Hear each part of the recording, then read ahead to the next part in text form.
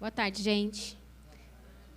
Então, enquanto o Daniel coloca aí meus slides, vou me apresentar. Meu nome é Monique, sou pós-graduada em Direito Previdenciário com o professor Carlos, desde 2011.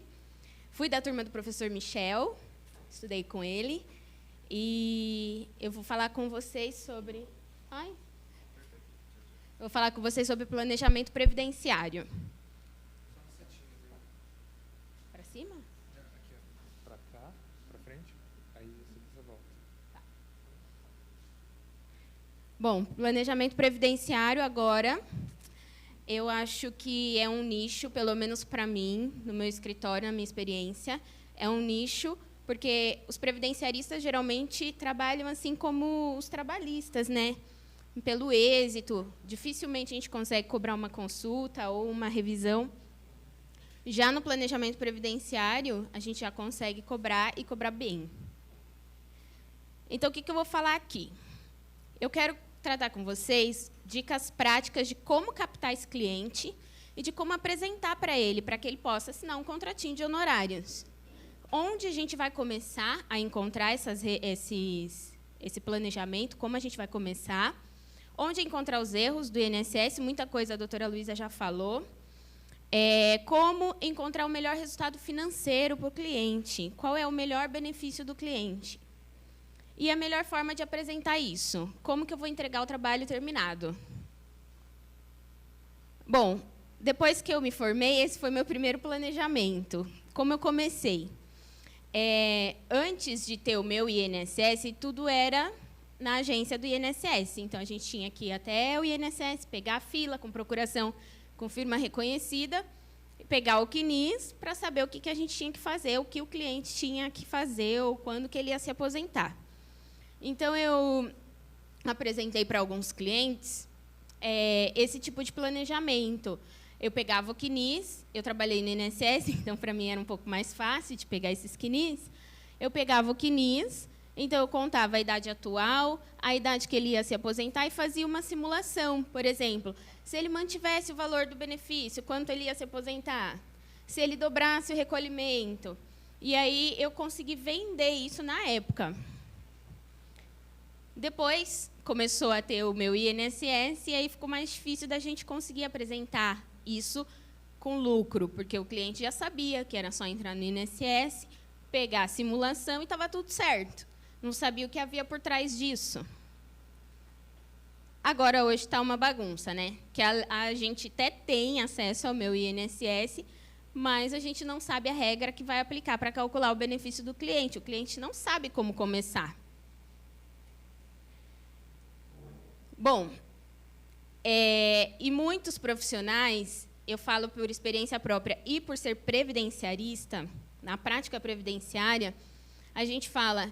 O cliente vai lá, troca uma ideia com a gente, fica 1 hora no nosso escritório e sai de lá e a gente trabalhou, não atendeu, não cobrou consulta, muitas vezes, porque está sem receber benefício, está difícil para ele.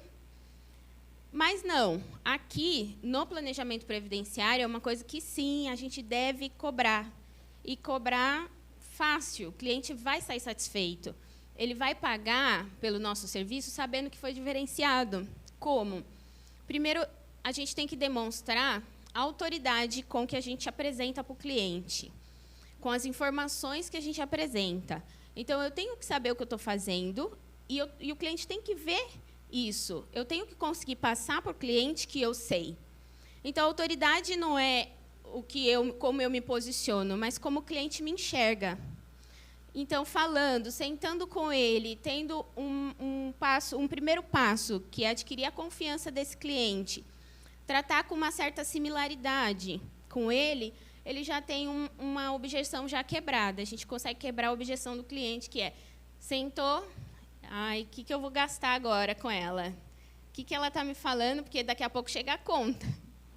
Então, a gente quebra essas objeções, começa a falar com o cliente com a mesma linguagem, e começa a saber o que você pode se encaixar na sua vida comparada à dele. E só você pode resolver o problema do seu cliente. Ele tem que saber que só você tem as informações que ele precisa. Não é o servidor do INSS que vai passar para ele as informações verídicas, as informações reais. É você que ele precisa. Então, a gente vai mostrar para o cliente como cliente vai ser a sua vida sem o meu serviço. Você já se imaginou, fulano, um cenário onde você vai esperar para se aposentar, vai chegar lá e o INSS vai fazer o que você quiser, o que o INSS quiser? Você já se imaginou nessa situação? Quanto você perderia financeiramente sem saber o que você está fazendo, que caminho você está seguindo? Então, a gente apresenta duas situações para ele. Apresenta em forma de história, em forma de... Olha, você já se imaginou você com seus netos, com um salário de benefício legal, podendo comprar o que vocês querem? E é isso que eu costumo conversar com o cliente. Um cenário com você e um cenário sem você. E aqui tem um aposentado, não tem letra, um aposentado ganhando pouquinho e outro com algumas moedinhas, porque nota, dólares ainda não é possível. Vamos lá. O que a gente precisa para começar o planejamento? Bom, em primeiro lugar é a senha do meu INSS. Se o cliente ainda não tem, você pode cadastrar essa senha, desde que ele te autorize isso. Então, eu costumo regularizar, eu preciso fazer um formulário, ele autorizando o meu acesso à senha dele. Então, a gente tem essa senha. E se você não quiser cadastrar na hora essa senha, você pode fazer uma ficha de entrevista com aquelas perguntas recorrentes do INSS. Nome da mãe, onde trabalhou, qual foi a última contribuição. E depois você pode cadastrar essa senha. Carteira de trabalho, muito importante terem todas as carteiras em mãos. Todos os carnês também. Ficha de entrevista. Existem algumas perguntas padrão, básico, mas é interessante a gente já ter um formulário para não perder nenhuma informação, porque depois, quando o cliente sair do seu escritório, você vai revisar o caso dele, e quando você for trabalhar no caso dele, porque eu peço uns 15 dias, no mínimo, para apresentar o serviço para o cliente. Aí, quando eu vou pegar, como que eu vou saber qual é o caso real? Eu não me lembro mais. Então, eu preciso dessa ficha de entrevista. E eu preciso também de um programa de cálculo. Existem diversos programas, mas muita gente fala aqui sobre o Prévios e sobre o cálculo jurídico. Então, esses dois são os preferidos aí dos previdenciaristas. Mas não existe, que eu saiba, nenhum programa gratuito que faça isso com a mesma eficiência. Durante o atendimento, o que eu tenho que perguntar para o cliente? Se hoje ele está trabalhando, se ele já recebeu algum benefício por incapacidade, porque a gente sabe aqui que tem revisão de benefício por incapacidade. Já entrou com algum processo trabalhista. Os processos trabalhistas não são reconhecidos no CNIS, não são averbados no CNIS automaticamente. Então, ele serve, sim, para incluir no planejamento. Foi submetido a algum agente especial, trabalhou no meio rural, alguma atividade autônoma, informal. Isso é bem interessante, porque, às vezes, o empresário abre uma empresa e fica alguns anos sem trabalhar, ou com a empresa parada, ainda que esteja fazendo alguma atividade informal, não paga as contribuições, não está na folha de pagamento, mas ele trabalhou, eu tenho como comprovar. Então, esse período é muito interessante, porque não está no CNIS, não tem recolhimento, mas eu consigo fazer o planejamento simulando como se ele tivesse pago. Eu vou apresentar depois um caso real. Como fazer para provar? Geralmente, o empresário, ele é empresário regular, tem a empresa aberta, tem uma atividade, se ele é um prestador de serviço, ele tem cadastro na prefeitura, e ele tem alguns documentos. Eu peço, você tem e-mails, você tem cartão de visita que demonstram que você trabalhou? Você tem pagamentos, por exemplo, se ele é um representante comercial, muito provavelmente a empresa onde ele prestava serviço repassava sempre na conta dele, todo mês, o salário, o valor das vendas dele. Então, às vezes, o extrato bancário serve também. E imposto de renda. Tá? Se ele tem empresa aberta, ainda que ele não tenha pago o INSS, ele tem isso declarado no imposto de renda obrigatoriamente. Tá? Mesmo que seja uma empresa sem movimentação, ele tem que declarar. No administrativo. E aí, a gente tem uma questão no administrativo que é a seguinte. No administrativo, quando você pede o reconhecimento de um período, existe a categoria do contribuinte individual e existe a categoria do empresário. O contribuinte individual, para você requerer um benefício com reconhecimento desse período de contribuição individual, você tem que indenizar esse período. Então, o INSS fala, olha, tudo bem, eu vi que você trabalhou, mas se você quer receber um benefício, está aqui uma guia e pague. Pague que eu te dou o benefício. Não, esse período não está submetido à prescrição nem decadência, porque ele não tem uma identidade tributária. Como ele é um contribuinte individual, ele tem a característica de indenizatório. Então, aí não corre prescrição tributária. Então, a gente tem essa pegadinha aí. E muito cuidado quando você vai apresentar esse pedido para o INSS. Se ele foi um empresário ou se ele foi um contribuinte individual, tem que fazer essa distinção na nossa petição, para que o INSS não gere essa guia. Ou, se gerar, ele vai indeferir, porque você não vai pagar. Ou vai, aí vai depender da opção do cliente. Tá? Serviço militar, estágio e trabalho temporário também a gente consegue reconhecer. Veja na carteira de trabalho, lá no final, se tem alguma anotação de trabalho temporário. Porque muitas vezes não está no registro de contrato de trabalho, mas está no final. Tá? E também não está no CNIS, mas ele existe. Tá? Foi servidor público. Servidor público, às vezes, foi um período curto. Então, é interessante pegar aquele tempo, averbar no regime geral. Tá? Porque o INSS também não faz isso automaticamente. A gente tem que averbar, pedir a CTC. E se tem atividades concomitantes. Tudo que a doutora Luísa falou, eu consigo fazer isso previamente, sem precisar depois de uma revisão. Então, você oferecer isso para o cliente, essa facilidade, mostrar para ele que é um trabalho prévio e que vai te custar muito menos do que uma revisão, você vai diminuir todos os riscos, quase que 80% dos riscos, depois de uma revisão e mudanças de lei, enfim, a gente pode acabar convencendo o cliente a te contratar por isso. E o que eu olho no CNIS, tá? Então, primeiro são os vínculos. Tem muito erro de data de entrada e data de saída. CNIS, várias inconsistências a gente acha. E cada inconsistência, cada errinho que eu encontrar, gente, eu não vou resolver isso para o cliente, exceto se ele me pagar a parte.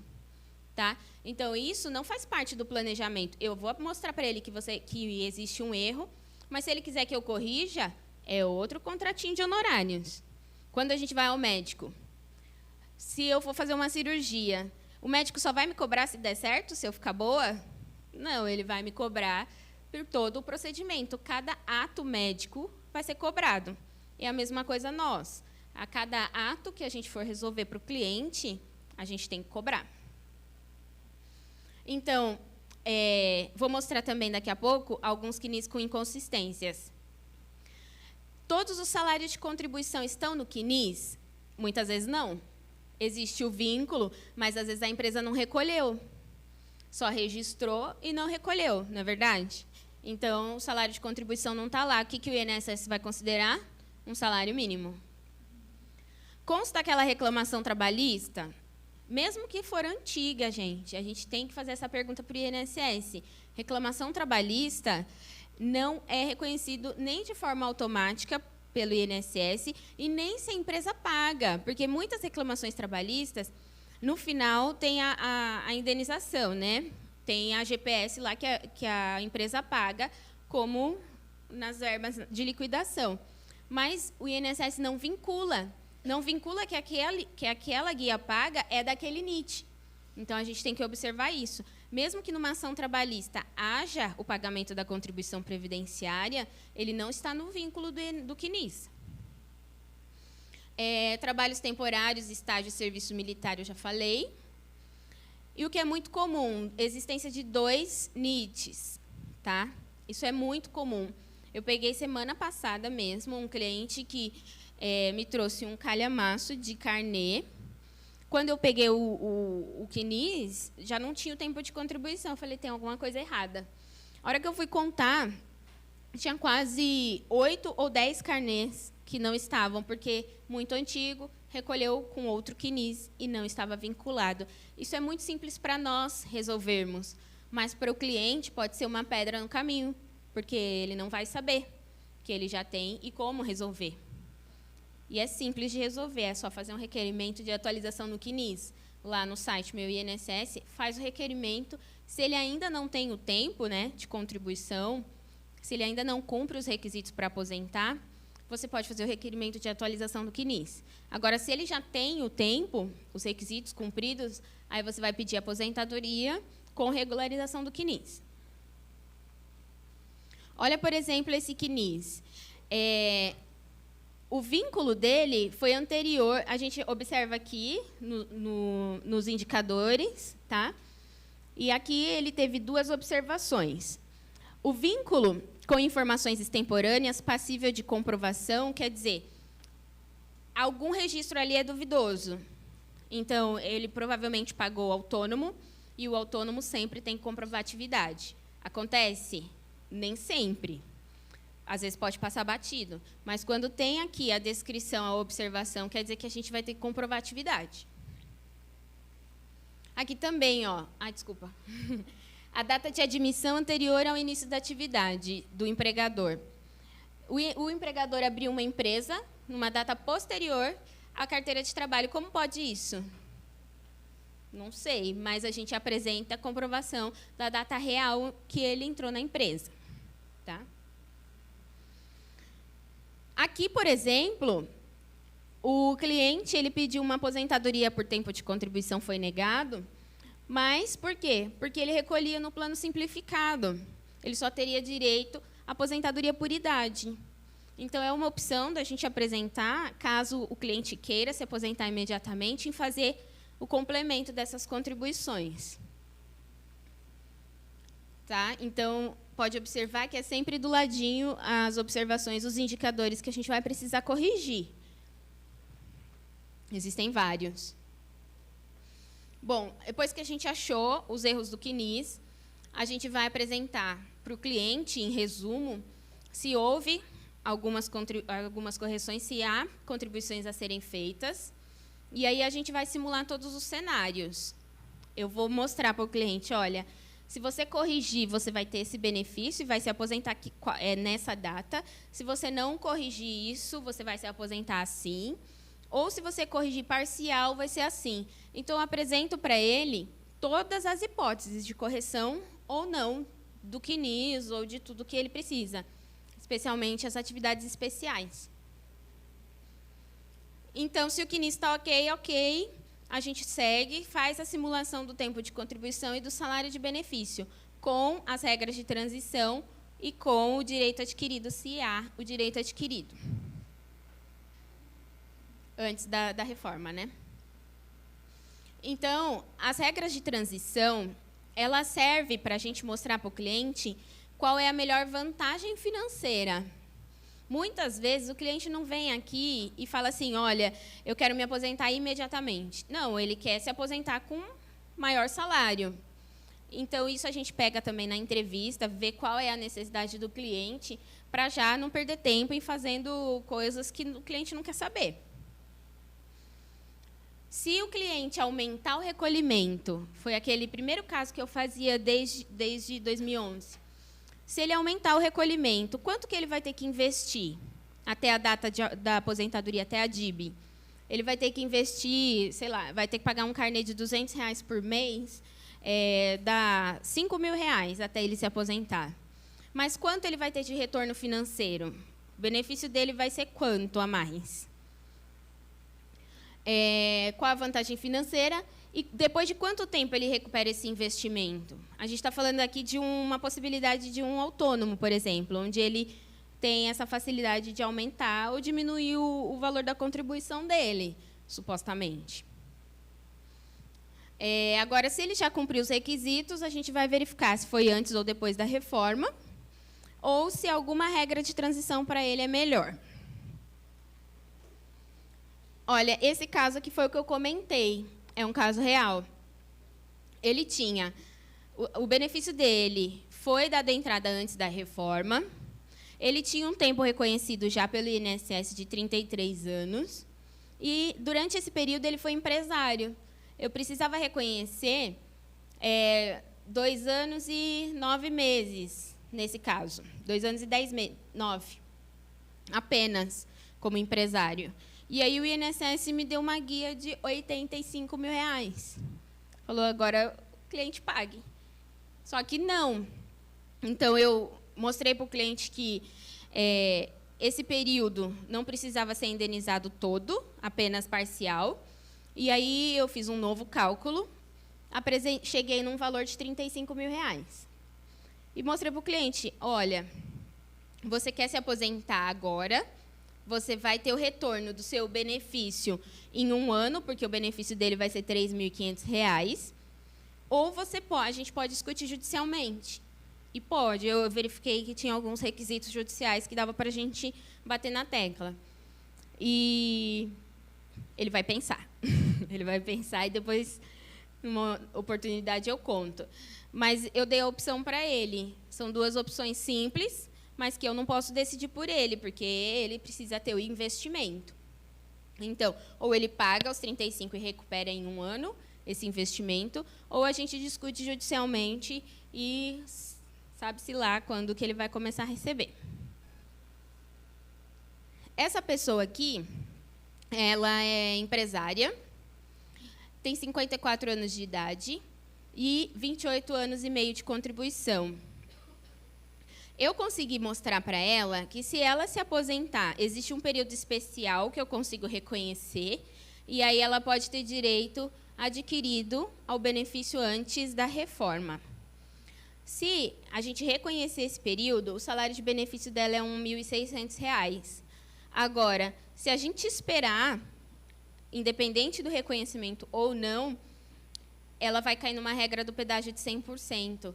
A regra de transição do pedágio de 100% não tem fator previdenciário. E ela teria um benefício de R$2.400, esperando mais 3 anos, 2 anos e meio. Tá? Ela preenche os requisitos. A regra de transição é mais benéfica do que o direito adquirido. Ela também vai decidir se ela prefere um salário menor ou se ela prefere esperar mais um pouco, porque ela continua trabalhando. Então, essas são as soluções que a gente apresenta para o cliente e que ele sai feliz da vida. Essa aqui tem 58 anos, 21 anos de tempo contribuído. E ela estava recolhendo como facultativo. Ela vai receber um salário mínimo, não vai ter jeito. O valor do pagamento dela é R$200. Ela não estava pagando nem o reduzido. Ela estava pagando integral, R$200, 20% do salário mínimo. Ela já podia parar de pagar? Podia, porque ela não vai ter direito a nenhum benefício por idade, por tempo de contribuição. O único benefício, no caso dela, é a aposentadoria por idade. Ainda, a não ser que ela queira trabalhar mais muitos anos. Então, eu instruí ela. Eu falei, olha, você pode parar de pagar, você está vertendo contribuição desnecessária para o INSS. Ou pode pagar reduzido, caso você queira ter um seguro contra auxílio-doença, contra algum benefício por incapacidade. Então, é também uma solução. Ela economiza, até a data da concessão, R$ 4.800. E eu vou cobrar R$1.000 para fazer um planejamento previdenciário. Ou mais, enfim, aí cada cliente é um caso. E aí, como eu apresento isso para o meu cliente? Eu não deixo de fazer um relatório conclusivo, tá? Eu faço, sim, um parecer. Por quê? Eu fazia tudo isso e eu sentava para o cliente para explicar. Sentava com o cliente. E eu explicava. O cliente entendia, mas saía de lá perdido. O cliente falava, mas deixa eu perguntar de novo. E aí tomava mais tempo. Então, ele tinha que voltar, remarcar uma consulta, e eu tinha que falar tudo de novo. Então, eu decidi fazer esse relatório. Ainda que eu gaste algum tempo nesse parecer, eu acredito que é uma solução muito clara para o cliente. O cliente sai feliz da vida, porque ali ele entendeu. Como é esse meu relatório? Isso vai depender da situação real. Se tem período insalubre, eu tenho que expor para o cliente qual é o risco dele reconhecer agora essa insalubridade. Se tem retificações, eu tenho que colocar isso no parecer. Se tem regras de transição, mais de uma, que é cabível, eu tenho que falar isso no parecer. Mas eu tento falar na linguagem mais simples possível. Então, é um trabalho, é um desafio, porque, além de falar de lei, eu tenho que falar o mais simples possível, para que ele entenda, não só verbal, o que eu falei verbalmente, mas que eu consiga me expressar no papel. A gente sabe muito bem escrever petição, né? É muito legal, a gente já tem essa prática. Agora, escrever a linguagem do cliente é mais difícil. Porque a gente acha que o cliente está entendendo o que a gente escreve ou o que a gente fala. E, muitas vezes, nem sempre, a depender da instrução que ele tem. E eu coloco assim, eu coloco essa folha de rosto, que é o meu parecer, eu coloco uma simulação, eu coloco assim, um índice. Eu coloco parte 1, simulação do tempo de contribuição. Aí, com o CNIS reconhecido, coloco lá o cálculo do tempo de contribuição. Sem o reconhecimento desse período, coloco uma capinha, uma legenda e vou colocando. É longo, às vezes fica bem extenso. Aí, na segunda parte do planejamento, eu coloco a análise das regras de transição, também com as correções, sem as correções.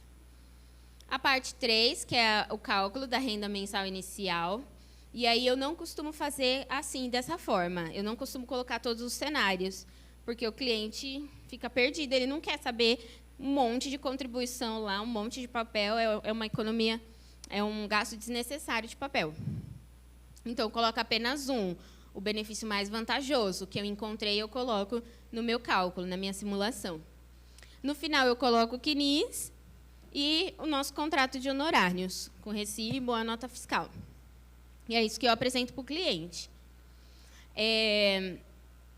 Ontem eu estava conversando com uma colega e ela falou assim, eu tenho uma dificuldade em apresentar, em conseguir vender isso para o cliente, porque o cliente sempre me questiona, mas e se a lei muda de novo? E é verdade, porque a gente passa por tantas mudanças, né? E gera uma insegurança jurídica. E é a nossa vez de saber vender isso e abordar, quebrar essa objeção, mostrar que muito pior seria se a regra mudar novamente e ele não ter essa previsão prévia, não ter esse cálculo prévio.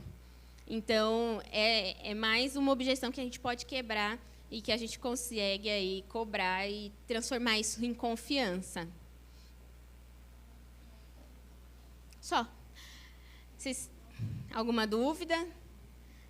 Querem perguntar? Quem já faz os planejamentos?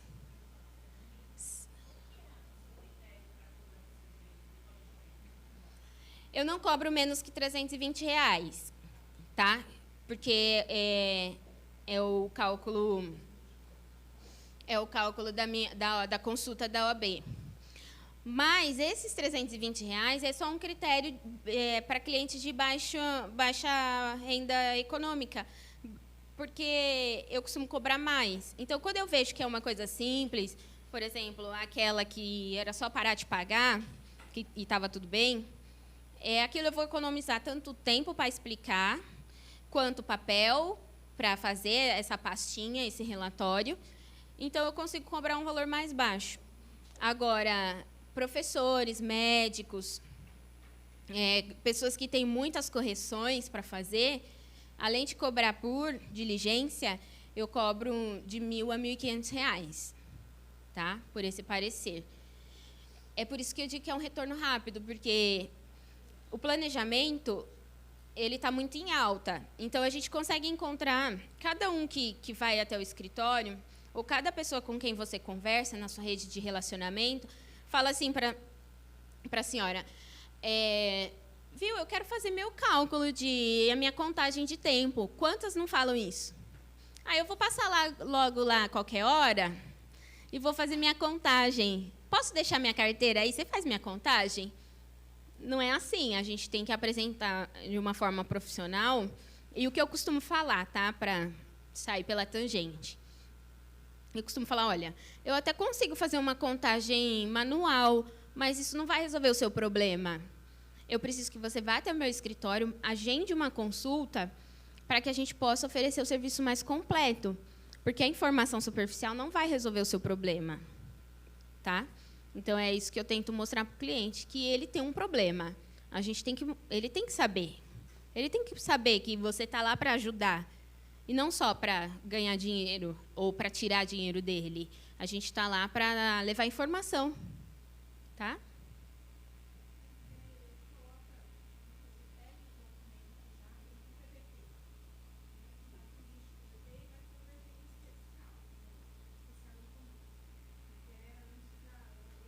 Uhum. Uhum.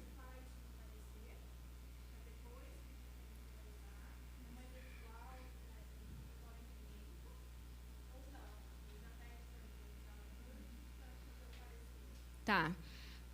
O PPP, erros no PPP são muito comuns e mudam diariamente as legislações internas administrativas do INSS. Eu tenho que ter muita atenção no que eu vou colocar no meu parecer, porque eu estou declarando, estou atestando algo jurídico. Então, se eu não tenho certeza de que aquilo vai criar uma objeção séria, algo sério mesmo para o INSS, que são requisitos, às vezes, só capricho do INSS, em alguma correção do PPP, eu não coloco. Eu falo para o cliente que ele precisa corrigir, e eu não coloco no meu parecer. Agora, se é algo jurídico mesmo, por exemplo, o modo de medição da dosimetria do ruído, por exemplo. Se for isso, como já é lei, como já tem os critérios estipulados da dosimetria do ruído, eu coloco, não há problema. Mas, se ele quiser que eu notifique a empresa para corrigir, aí já é outro serviço, outros honorários. Eu converto na simulação. Eu faço a simulação, sim. Quando tem o PPP, às vezes ele narra para mim que ele foi um frentista, por exemplo. Olha, o frentista, o risco é alto. Até tal período eu consigo, por atividade, depois disso só com laudo. Eu só não posso ficar batendo muito na tecla eu não posso levar todas as informações de segurado especial, porque isso vai complicar mais o planejamento previdenciário e eu acredito que isso não esteja dentro da contratação, do serviço contratado. Então, se eu começar a falar tudo que ele tem que fazer do especial, aí é um outro serviço, porque quando ele for precisar realmente da entrada, aí a gente vai precisar do PPP direitinho. Coloco com simulação. Isso. E eu escrevo simulação, porque eu falo que... Uhum. Eu deixo claro que se trata de uma simulação. Aqui, ó, naquele que eu já fazia antes, não sei se deu para enxergar, mas eu já tinha essa... Cadê? O cálculo apresentado trata-se de apenas uma simulação, não sendo considerados os reajustes de correção monetária, nem o fator previdenciado, porque, como aqui nesse caso era uma aposentadoria muito futura, eu também não tinha nem os índices de correção, e também nem tinha programa para fazer naquela época, eu fazia na unha, e nem o fator previdenciário. Então, é bem interessante deixar claro. Tanto a senha do INSS, do meu INSS, ter um termo de ciência de que você está fazendo. Protocolo, quando você vai reter a carteira do segurado, tá? Fazer protocolo de retenção e de devolução desses documentos. No caso, vamos supor, a pessoa tem lá 20 ou 25 anos, ela não tem um tempo. Você vai fazer uma simulação com aquele tempo de 25 anos entrando no tempo. Daqueles 25 anos para completar os 30, você pergunta para o cliente quanto ele quer que seja o valor e você acrescenta aqueles valores nos outros 10 anos, ou qual o procedimento? Isso depende da categoria profissional que ele está enquadrado, tá? Por exemplo, no Prévios, ele calcula essa simulação com base na última contribuição. Então, se ele é um empregado, ele vai calcular com a última contribuição vertida, com o salário dele. Se ele é um autônomo ou um segurado facultativo, o segurado facultativo é um salário mínimo. Mas se ele é um autônomo e tem essa disponibilidade de fazer nesses casos aqui eram padres, eu prestei serviço para a Cúria Diocesana em Guarulhos, então eu fui contratada para fazer de quase 40 padres. Então, eles tinham essa possibilidade de aumentar ou diminuir a contribuição. Então, isso na conversa com o cliente, você vai ver o que ele precisa, o que ele quer. Eu mudo o salário de contribuição dele, eu consigo fazer essa simulação pelo sistema. Tá?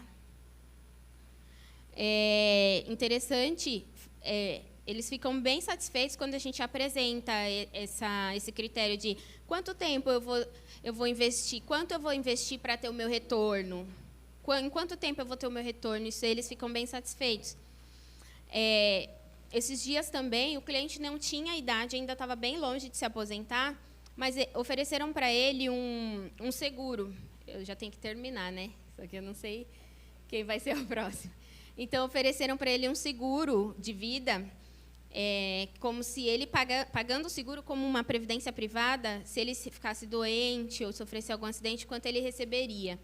Então, ele me procurou porque ele não sabia se contratava ou se ele diminuía o valor da contribuição dele, que ele era empresário, tinha também essa possibilidade, o que compensava mais financeiramente para ele, se era pagar esse seguro ou se era aumentar o INSS. Então, é muito simples. A pessoa nova de idade, nem pensava em se aposentar, mas já estava pensando em fazer um investimento paralelo. Tá bom? Bom, se alguém tiver mais dúvidas, meu telefone está aqui, no final, e o meu Instagram. Tá joia? Obrigada, gente. Eu não sei quem vem agora. Obrigada.